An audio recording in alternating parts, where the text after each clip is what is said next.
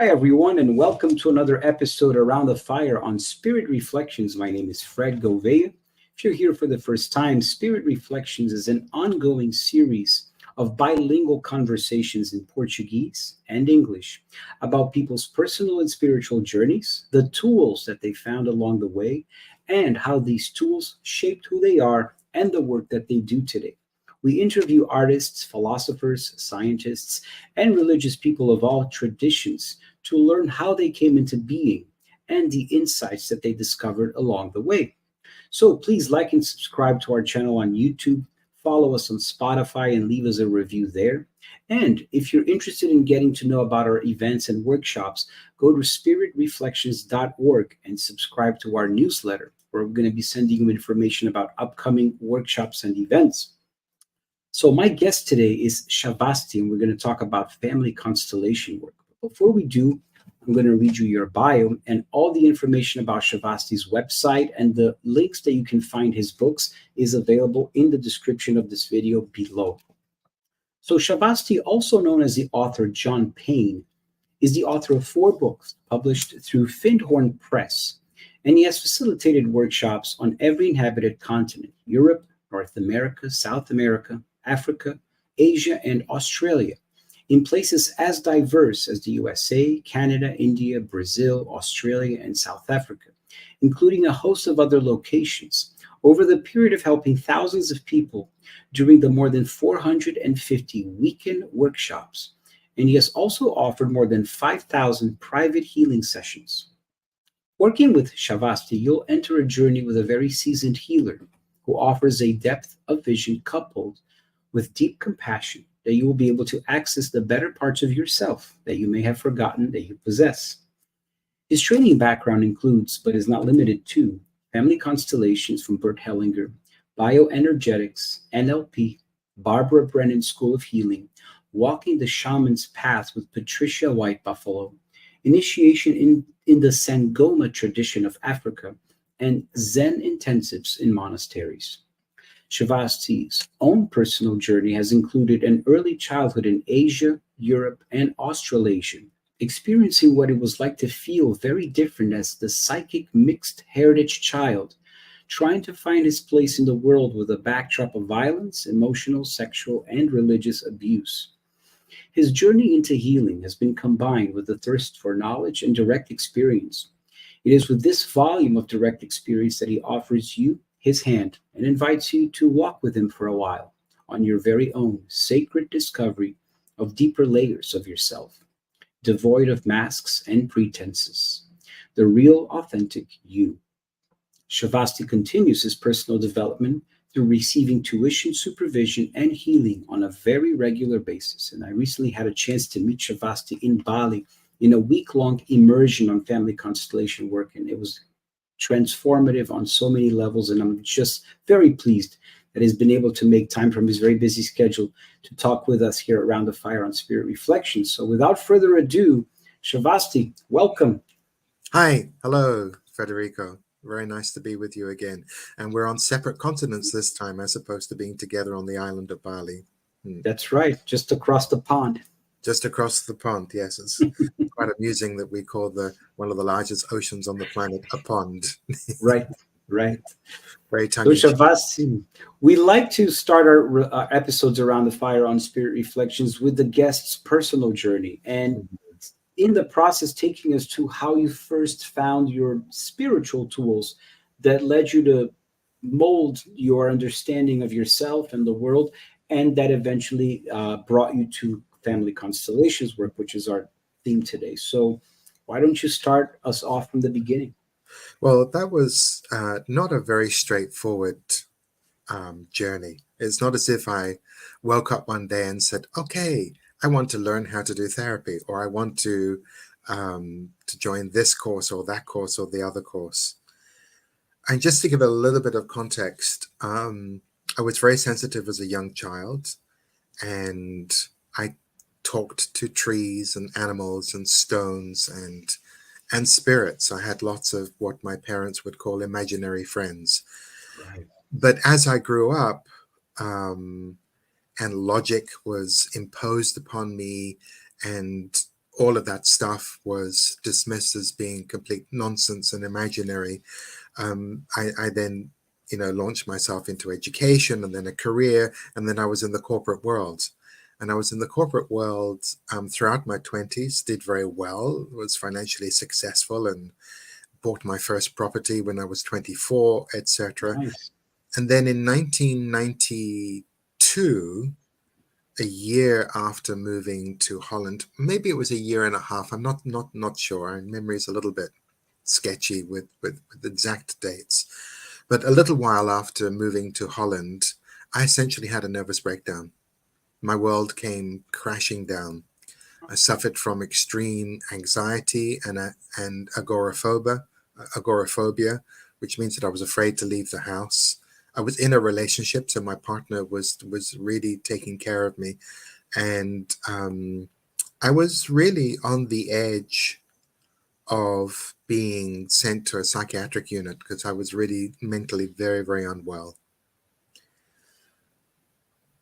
And so as I was at home for months on end and slowly being able to engage with the world again and go outside and take the dogs for a walk, I began to wonder, what is it that brought me to this place?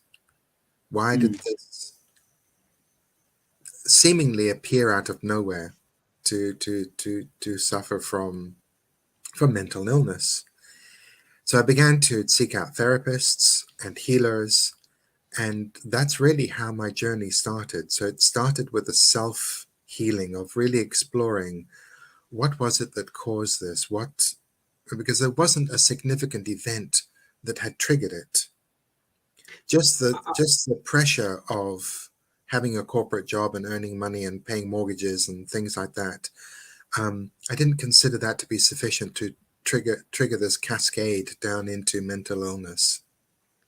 I'm curious, in your early childhood, when you had this sort of psychic door more open to the spirit world and angels and disincarnated spirits, however we want to call them, had you at the time received any kind of guidance or message or any type of sort of warning, or do you remember any of those encounters that sort of stayed with you during those early years that would eventually come back at a moment like the one you were just telling us of crisis? I do recall one moment when I was very young, and I might have been somewhere between 9 and 11 years old,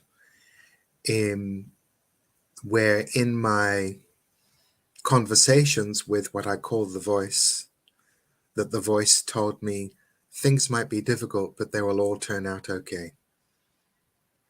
And I remembered that, and I continue to remember that until today. So, but there were plenty of things that happened in my childhood which I'd never really dealt with. And so the admonition from the family was to toughen up and to toughen up and to toughen Right. up and to toughen up. And so there were a lot of feelings and emotions and indeed trauma which simply had not been processed. And so it all came up to the surface all at once. Although at the time, back in 1992, I cannot think of a specific event that actually caused it to come up to the surface, apart from the fact that I was feeling very content. I just bought a beautiful house. I was in a new relationship. I was very much in love. And I lived in a location that I adored, right opposite a forest, but very close to a town. So seemingly on the outside, I had success, and I was living the dream, and then it all came crashing down. Sounds So, like it was the first time you allowed yourself to slow down and relax and ease into your life, and that's when it all came yeah, up. yeah, and it all came up. So, so that started my own journey, and I went to some very good therapists. I also went to some very bad therapists, and so I started this whole process of looking at my childhood with open eyes and with quite some horror with some of the events that had actually taken place. So really what you're seeing today in terms of who I am as a person is the culmination of 30 years of work on myself. And even though I work full time with other individuals at the moment, and I do, and I have a very busy private practice, plus I give lots of workshops. I'm off to Israel next week, and I've just been in Bali, and after that I'm going to Bulgaria. My work continues, so it's not as if I've arrived at this place of being healed. I'm still I'm still digging. I'm still digging. I'm still digging. I'm still looking at where can I be more whole? Where can I be more complete? How can I live even more deeply and firmly and with more conviction and with more ease from an undefended heart? That is my goal. Kindness is my practice, and my goal is to really live from an undefended heart. And so that requires ongoing work and ongoing reflection. I think that there's this illusion that many people buy into, that we become healed and somehow we reach this goal and our work is done. And our work is done. And I believe that our work is never done, because I can still turn on the TV and be triggered by something. So I'm not aiming for the goal of never being triggered by injustice, for example. And so that there's another thing as well, where people think that if you're centered in your heart, that you just love everything and everyone, and you allow injustice just to continue. And I will always speak up against injustice. So I'm not really talking about living in this blissed out state where I don't care about anything, because I care deeply about many, many topics. But living from an undefended heart is really looking at opportunities to connect with authenticity with other human beings, because connection is what we crave. Connection is what we crave. And so my journey was not simple.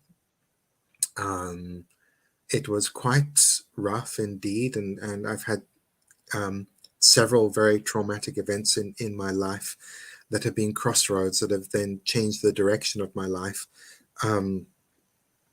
And because of my relationship with the divine, it's not that I think that there's an entity called God out there that is doing this to me, but I understand that there is greater purpose. So, for example, one of the things that happened in my life, this was long after I had been practicing family constellation work, I had a deep question with regards to my work. And I could sense that there was something missing in my work. And and it was very tangible that there was something missing, but I couldn't quite put my tongue on it. It was just it was a mystery to me, but it was almost as if it was haunting me, that there was something missing in my work. And then I experienced a most horrendous armed robbery that brought me within a millimeter of my life. In fact, the gunman actually said he was going to kill me, but it didn't happen. It didn't happen. And so the voice that I heard when I was a child that told me that everything would be okay came back in that moment and asked me a very deep question: do you wish to live? And I didn't say yes immediately. I paused for a moment. I had to really sit with, okay, this is a decision here. And so I really looked at my life, and there was an upwelling within me, and a real upwelling within me of this longing to know every aspect of what love is. And then I said to the voice, yes, I wish to live. And then the gunman laughed and said, I'm in no mood for murder tonight. And he walked away. What? And he walked away. And so I really felt held by the universe, even saved in that moment. Yeah. And so what ensued was a period of deep personal healing from that trauma. I went to China for a year to learn Tai-chi and Qigong, which really calmed my system. And so it took me several years to really learn what it was that was missing from my work and what had been gained through this second period of self-healing. And what had been missing was love. I'll be very honest about that. I was very much working from the mental field. So family constellations had a logical structure, and so I was working with the logical structure. I was working from the. It doesn't mean to say that I was unkind. Sure, sure. Doesn't mean to say that I was unkind. Um, Although in the old days I could be a wee bit brutal with people. So through that healing process, I really discovered what was missing, and that was really the deep presence of love in my work. And I think also when we come from a place of deep wounds and trauma and we are in an effort to heal, it's not necessarily a place of love that we are in. We are in a Mm-hmm. place of deep hurt, deep Right, pain, deep indeed. misunderstanding, deep confusion. And so it's hard to find the love in Mm-hmm. that state, right? Mm-hmm. And I'm curious, Shavasti, since many of the guests that we interview sometimes have to go through a deconstruction of whatever it was that their religious upbringing imposed upon them as Absolutely. conditionings and from culture. And I wonder if you had any of that that you needed to deconstruct. You Absolutely. mentioned that your family traveled, you went to Asia, to Europe. So was there a sort of religious compass that your family practiced that you had to be a part of somehow? Or Well, I was nominally raised Catholic, um, and so I had to deconstruct all of, the belief in hellfire, the belief in sin, the belief that there was this old man with a beard in heaven looking down upon us, especially very concerned about what we're doing with our genitals. right, And so I had to really deconstruct all that. That deconstruction really took place in the first part of my healing. So after I'd had my breakdown in Holland back in 1992, through that healing process, I just started to discover other ways of looking at reality and the universe. Um, so one of the very first books that landed on my lap was "You Can Heal Your Life" by Louise Hay. Louise Hay, It was a nice. very simple start. Um, I don't, in this moment of time, I don't happen to agree with everything that she says, Sure, but she was perfect for at the 1993. time, right? Perfect for 1993, and I give thanks to her, as I give thanks to all of my previous teachers. But I went from Seth, from Louise Hay to Seth. Seth speaks. Yeah, Seth Speaks. I went from Louise Hay to Seth Speaks, and that was a real uh, Yeah, mind blowing. That was it is. really mind blowing. Um, and then after Seth Speaks, I bought a book called Hands of Light by Barbara Ann Brennan, Barbara Brennand, and I yes, just devoured that book. And I'm like, oh my God, you can heal with your hands. Oh my goodness, there are spirit guides that are help. Oh my goodness, that there is this other relationship to the divine that you can have that doesn't involve a priest telling you how unworthy a sinner you are. You right. know, when I first came back to the UK, which was 8 years ago, I celebrated Christmas Eve with two Catholic friends, nominally Catholic, um, and I suggested to them, I said, would anybody like to go to midnight mass? First of all, they looked at me as if I was crazy because they're not religious. And I said, oh, it would be a nice thing to do. We're in London. We've all just arrived in London. Let's go to the cathedral and go to midnight mass. Well, we arrived at midnight mass, and instead of there being a sermon about the glorious descent of the Christ energy into the earth plane and the embodiment of this divine being, it was an hour-long sermon about sin and unworthiness. On Christmas Eve. On Christmas Eve. Oh So I boy, looked at my friends and I said, I've had enough of this. I don't need to. I said, I've been told that I'm bad so many times throughout my entire life. I'm tired of this message. I'm very, very tired of this message.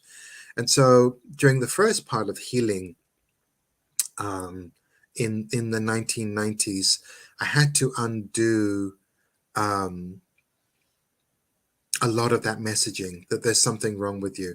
And when I was a teenager, and I had a period in my teenage years where I didn't live with my family, I lived with another family, and because of family circumstances, and also to protect the privacy of my parents and other people. I'm not going to go into too Sure, much sure. detail.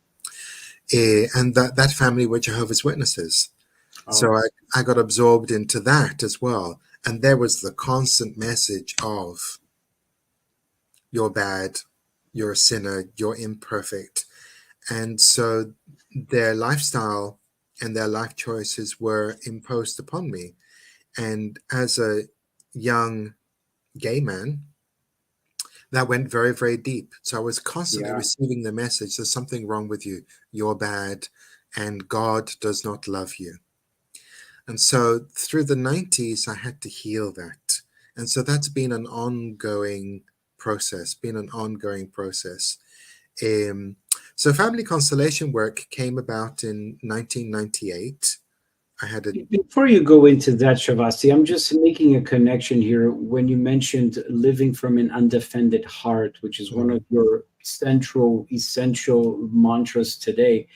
And just being in your place and time amongst Jehovah's Witness and this notion of having to be a sinner and being bad, you constantly have to be living from a defended heart. You have to defend indeed, yourself the whole indeed, time.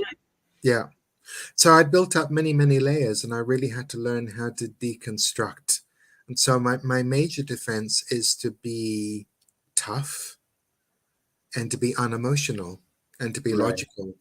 And I'd learned through imitating other members of my family that if you're dominant, you get what you want. If you're dominant and controlling and demanding, you get what you want. Mm-hmm. And I can do that when it's appropriate and when it's needed. So I was recently having to negotiate some care for my elderly father, and I wasn't being listened to. So I could turn on that tap. Right. And so it's about turning on the tap when it's useful to us. Right. It's not about living from that space constantly, because Yes. living from that space constantly is just exhausting and it's not useful, and it doesn't win you many friends. But sometimes we have to be demanding, we have to raise our voice a little bit in order to be heard. But I know individuals who live from that space 24/7, and it's really exhausting to be around. And so do I succeed at living from an undefended heart 24/7? No, I don't. Is it my intention every day? Yes, it is. Do I succeed at it most days? Yes, I do. Do Beautiful. I succeed at it 7 days a week? No, I don't. Yeah. Beautiful. So you were taking us back to 1998 when it seems like family constellations first came into your world. Tell us about that. That's right. Well, a friend of mine was training with Bert Hellinger, and so this was in the Netherlands, and she'd started to give her primary workshops, and I mean, there was no graduation in those days, and we didn't have formal training courses. There were trainings that were open; you could attend as many as you wanted to, and in order to have your name appear on Bert Hellinger's website as a facilitator, he had to personally approve of you, but there were no certificates and there were no formal training programs. So she was ready to start work, and she invited me to come along.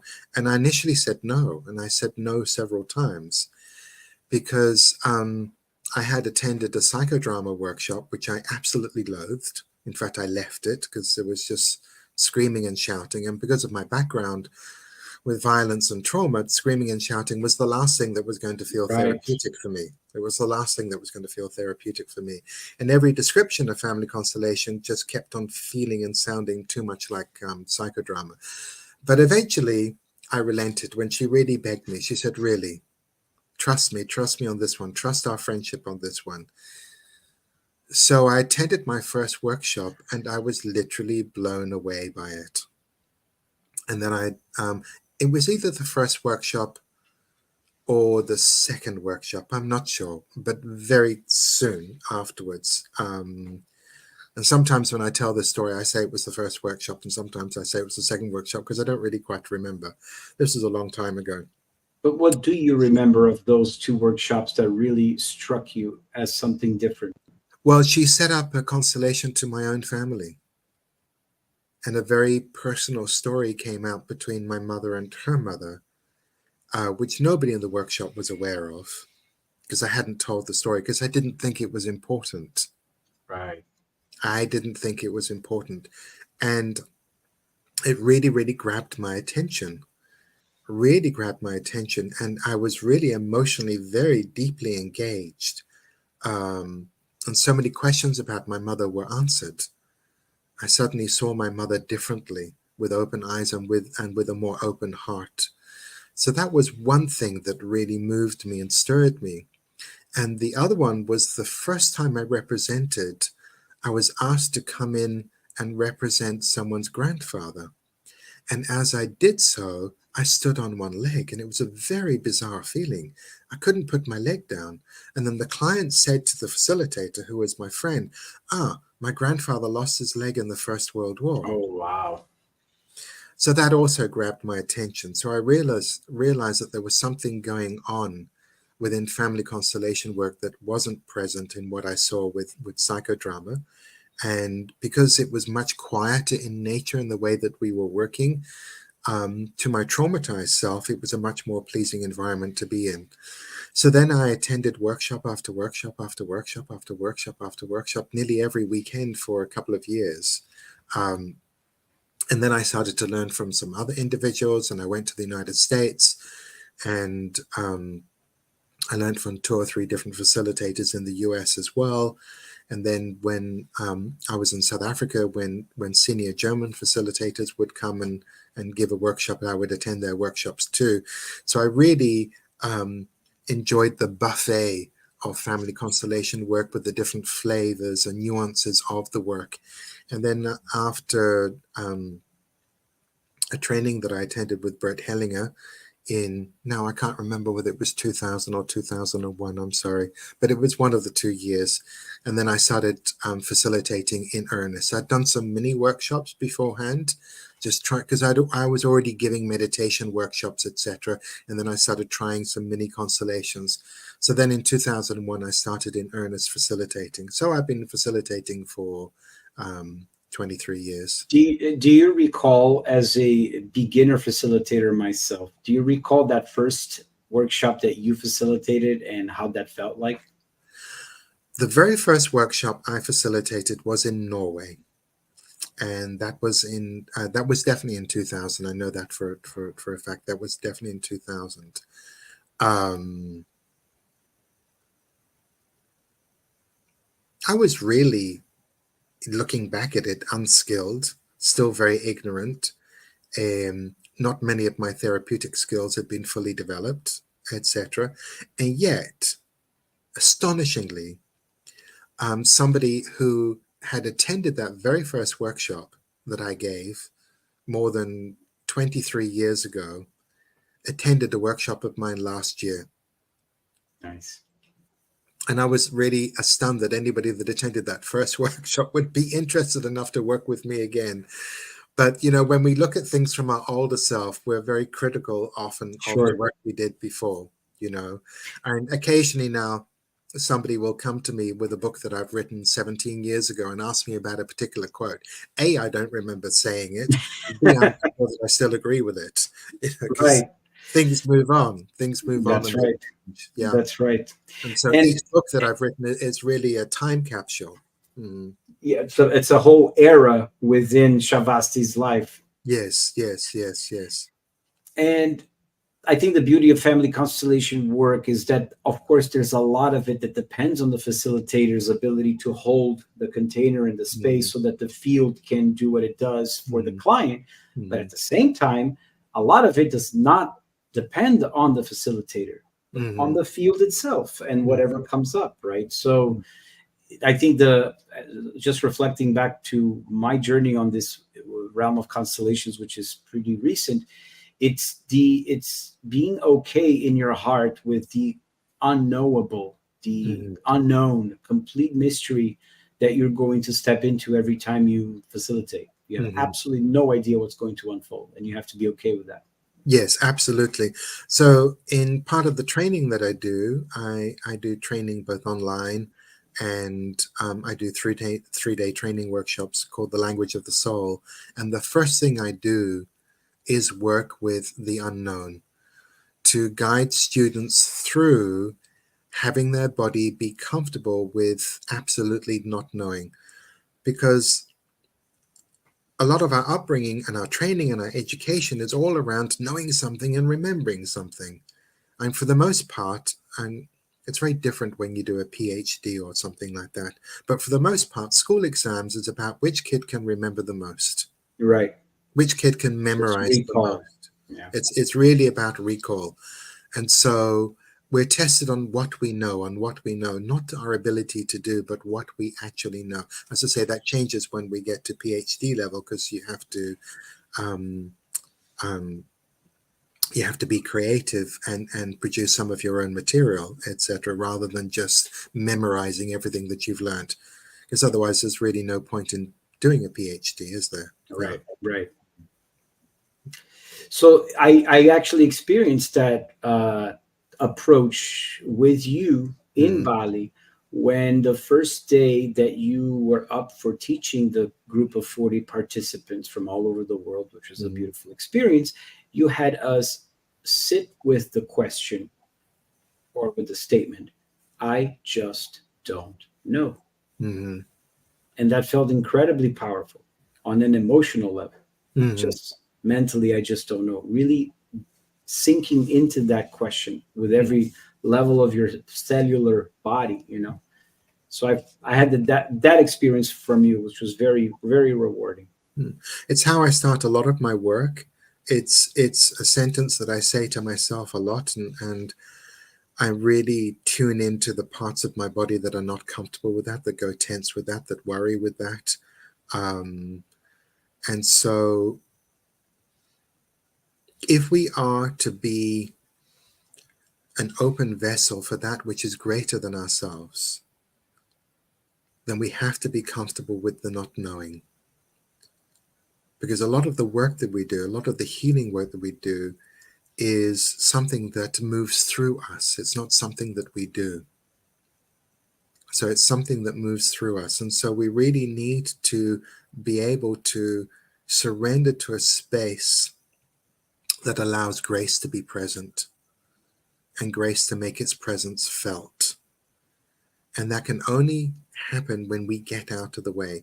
We cannot summon grace. We cannot command grace. We cannot channel grace. Is all we can do is get out of the way and allow grace to do its work. Shavasti, what is the definition of grace? Benevolence, love, although I'm very hesitant to use that word because there's been so much attached to the word love. Right. So I prefer um, benevolence, benevolence, yeah. So it's just this otherworldly benevolence that just flows through, allowing that to flow Yeah. through. Well, it's something that I spoke about in my book, in my audio book. So I have an audio book called Teachings from an Awakened Heart, Mhm. and have another book called Embracing the Power of Truth. And in both books, I talk about my near-death experience. And so I had a motorcycle accident in Oh Thailand. wow. And in the process of healing my leg, I was in hospital and I was on a gurney in the emergency room. And I found myself just going out of my body. And I had an encounter. It took me a lot of courage to be able to say publicly, or even to another human being, that was the day that I met God. How long But ago was that? 2013. Wow. Okay. 2013. So 10 that, years ago. yeah, 10 years ago, 2013, a little bit more than 10 years because it was February 2013. And just to make that claim, the day that I met God. But I'm not a huge fan of the word God either, because God conjures up so many different images. And for most people, the word God still conjures up this idea of an individual entity that is ruling the universe and staring down and very curious about what we're all doing with our genitals. That's what we're being taught by religion. So, or what food we're eating, or what holy days or Sabbaths we're keeping.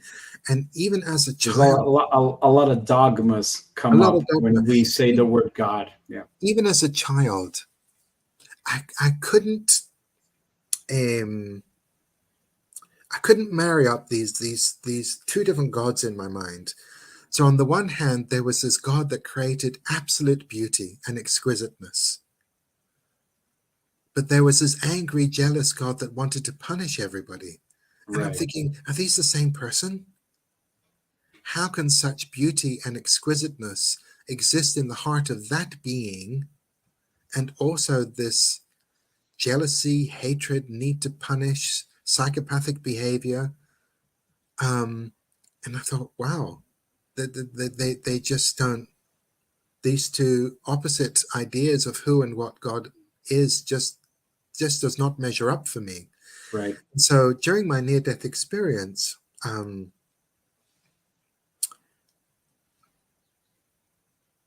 I was,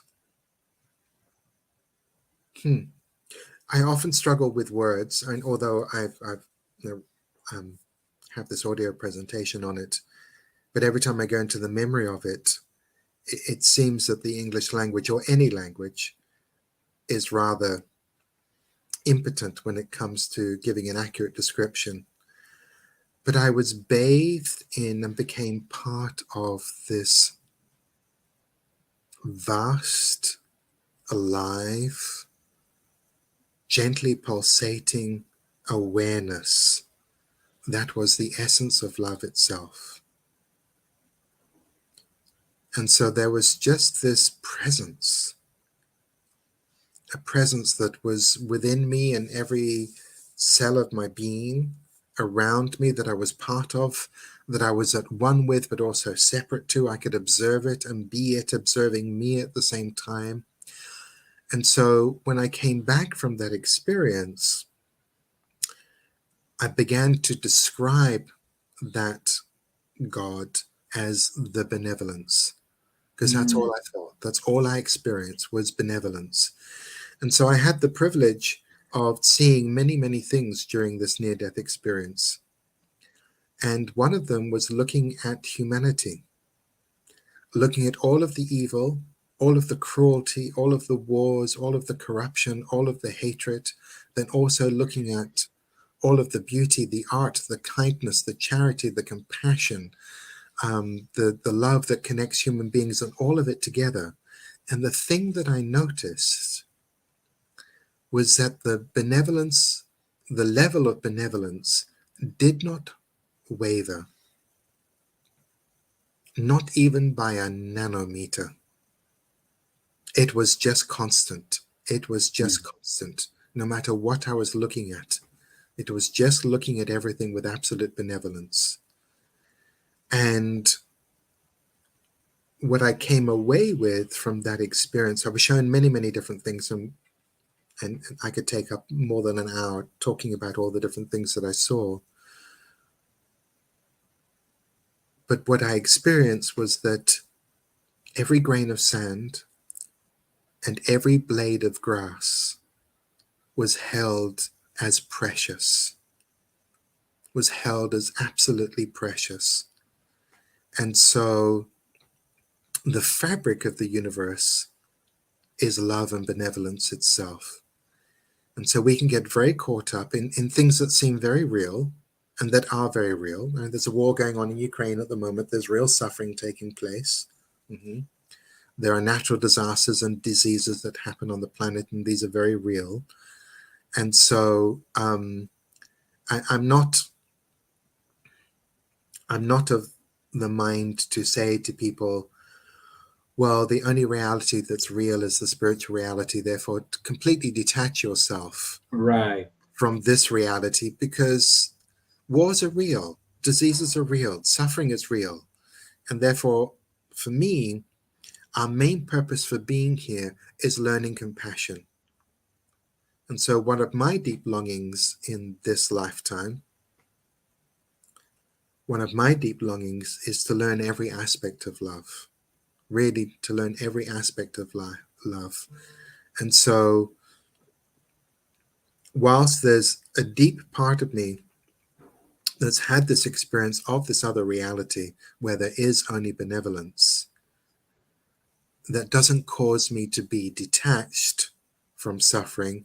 It causes me to ask even further, how can I help to alleviate this suffering?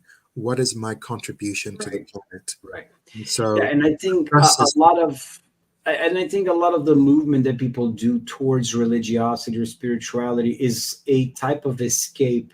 I Mhm, need refuge. I need to run away from my traumatic, wounded mhm, life experience, and so this is an attempt to escape my body.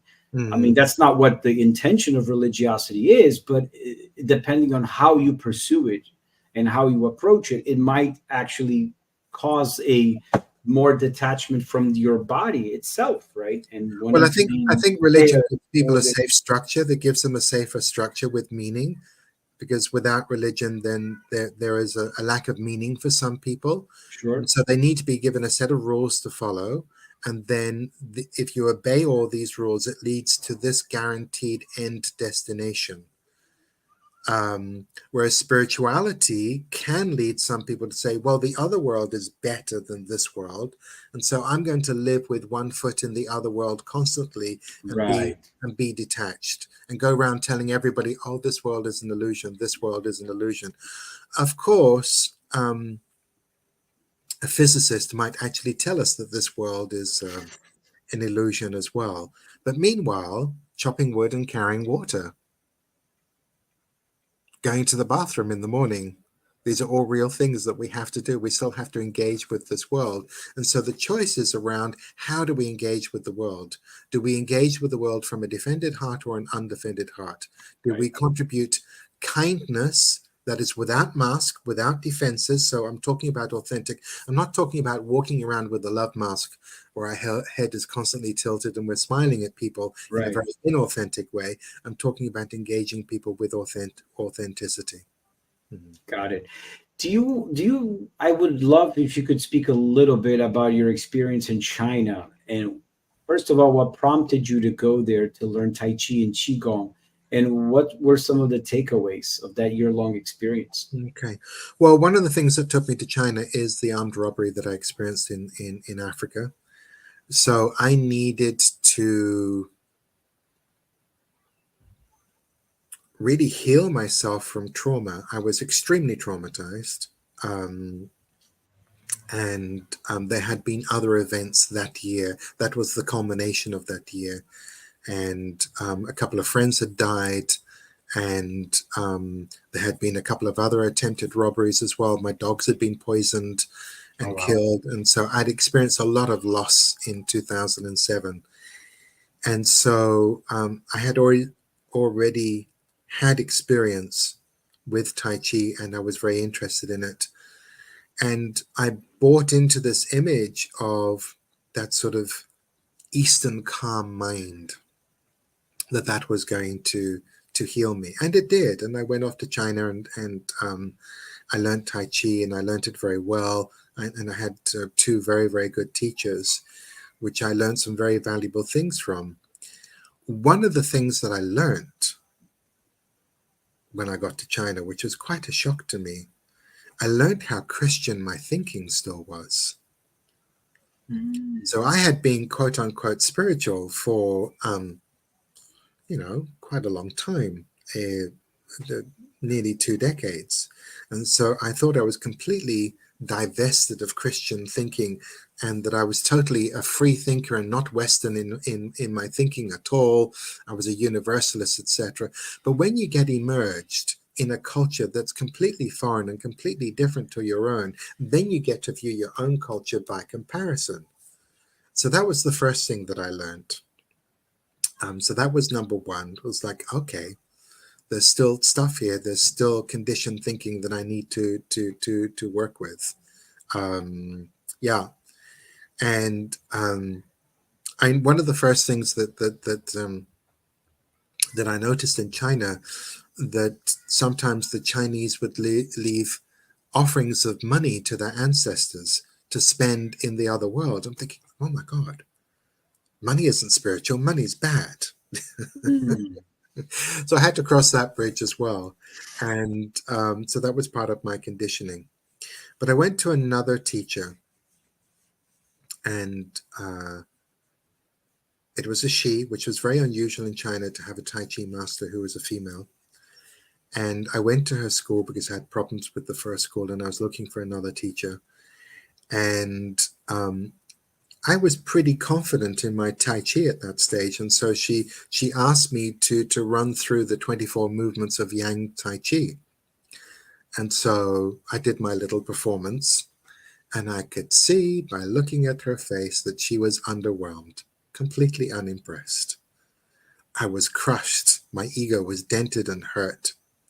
And so she said that she wasn't ready to take me into the class, but that I could come and work one-on-one with her for a short while before joining the class. So she taught me the first movement of Tai Chi Yang 24, which I already knew, the first This movement. one right there. Yes, that movement there. And I thought to myself, why is she teaching me the first movement? Clearly, I know the first movement. Anyway, she wanted me to do that. And she had me practice the first movement of Tai Chi for 5 hours a day, 6 days a week for 2 weeks. Just that first movement. Very, very clever woman. Because that really calmed down my system. And that really taught me the value of taking time with something. In the Western world, we're all in such a rush. You know, I spent 5 years in healing school. There are some people that do a weekend workshop in Reiki and they set up healing practice the following Monday morning. So everything's got to be learned in a weekend now. Everything's got to be learned quickly now. Mm-hmm. So we go out and we buy, everything has been merchandised. It's become a product. Mm-hmm. And so when I travel around the world, I often have people say, can I have a certificate to say that I've attended your workshop? I said, well, what do you intend to do with the certificate? Right. And what do you think the certificate's telling you? Mm-hmm. Yeah. Yeah. So I'm very resistant to that. And so this really taught me that lesson to slow down and take time with things. And so I've developed my language of the soul training, where we really slow down and take time with various healing statements. And it's very slow. Which are two of the book titles that you have, right? I believe. No, one is a book title called The Language of the Soul. Language of the Soul. Okay. Yeah, which was written about 16 years ago, something like that. And again, if I were to rewrite that book, I would rewrite it quite differently. Got it. But that set up the foundation of the work that you offer as far as training and constellations, at least the approach, right? Yes, the approach. Yes. Yeah, the approach. And then also, too, there was my experience at the Barbara Brennand School of Healing, and then also walking the shaman's path with Patricia White Buffalo. So I basically spent 5 years at healing school. And so, and that often involved repeating the same thing over and over and over again until we perfected the art of something. I find a lot of students are too much in a rush to gobble up the next thing, gobble up the next thing, and gobble up the next thing, instead of really embodying what they've just learned and sitting with it and moving with it. Mm-hmm. Yeah, because the art of something, the ritualization of something, when you do it with consciousness and awareness and slowing down, that's how you truly embody it. Mm-hmm. How you make your cells truly internalize that, right? Mm-hmm. Yes, indeed. And so you have been doing workshops all over the world, Shavasti. And one of the things that I admire is the ability of a facilitator such as yourself to be able to adapt as you enter a new country, a new culture, a new environment. And family constellation work is extremely universal and sort of open-ended in the sense that you don't need to learn something before, you need to study a book, or there's no prerequisite for you to step in as a facilitator or to participate or to be a client. And yet the world is a very diverse place. And so I'm curious if you could speak a little bit about to that. How do you adapt and shift gears in order to be more sensitive to the local culture of the place you're going to? Study, reading, documentaries. That's really the. So before I started working in Israel, I started searching through the BBC archives for every documentary I could see about Israel to understand more of its history, its culture, and its traditions. And so before going to any country, I Google. Google is my friend. And so I find out about historical events, so I know what kind of questions to ask. And so if there have been events in a certain country that I was unaware of beforehand, then when somebody's sitting in the chair next to me, I can ask them the question, were your parents or grandparents affected by this event, and then name that event and know that it's present and there. Because the client doesn't necessarily know to talk about those things. Because they don't think it's important to mention. They don't think it's important. And so I do my research before I go to any particular country. And my policy is to listen and to ask questions and not to pass any comment. I have opinions about all sorts of things, but mostly I keep them to myself. Yeah. Because my opinions are not useful. And if you're a guest in somebody else's country, well, why be rude and offend people? You know, why be rude and offend people? It's better I just guess, to listen and absorb. and I think it's part of this mantra of living from an undefended heart. Undefended to me also conjures up the image of receptive, open, Yes. Receptive. vulnerable. Yeah. Mm. And in your YouTube channel, which I'm going to put in the description of this video for everybody to check out, there's several video interviews where you talk at length and in depth about the law of attraction, the law of resonance, forgiving, between forgiveness between children and parents, between working on your inner child. So I wonder if we can maybe end today's episode with going a little bit into this law of resonance, which is another word for the law of attraction. And the way you describe that makes a lot of sense. But just wonder if we could have our viewers be curious about that. If we For can me, touch. the law of resonance is a deepening of the understanding of the law of attraction. A lot of people believe, so you have to really understand a little bit about the chakra system. Okay. A lot of people believe that through just with positive thinking alone that they can create the things that they want. Just with positive thinking. It's very, very easy. It's very, very easy to create positive thinking. However, we are multidimensional beings, and we're beings with multi aspects. And so I know through my own healing work is that my heart can be saying one thing, and my solar plexus can be saying something else altogether. So one cancels out the other. It's very easy to conjure up this image in our third eye, because that's our projector onto the world, to create this image of the perfect relationship, etc. But if your second chakra is saying, well, every time that I bonded and attached to somebody, I get hurt. How successful are we going to be to manifest that relationship? And so I talk about the law of resonance in terms of it's not just about creating wonderful images. It's not just about creating positive thoughts. So a lot of people approach this mentally, and that becomes their escape out of their world of feelings. How we feel about something and what other parts of us are saying.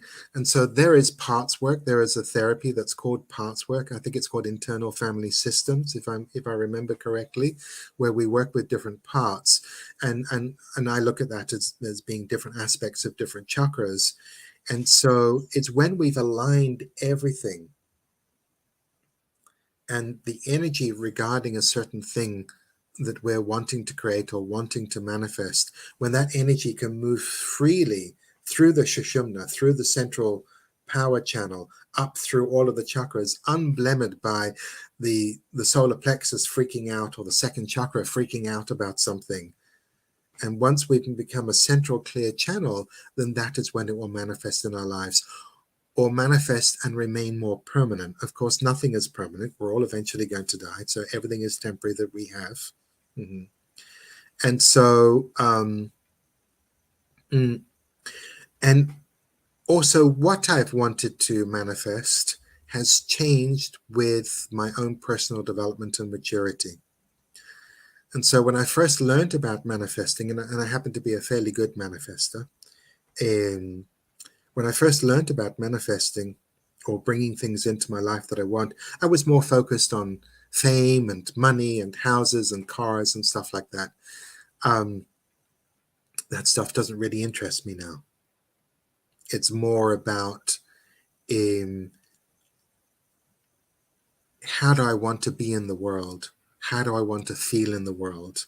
What is it that's going to feed my soul?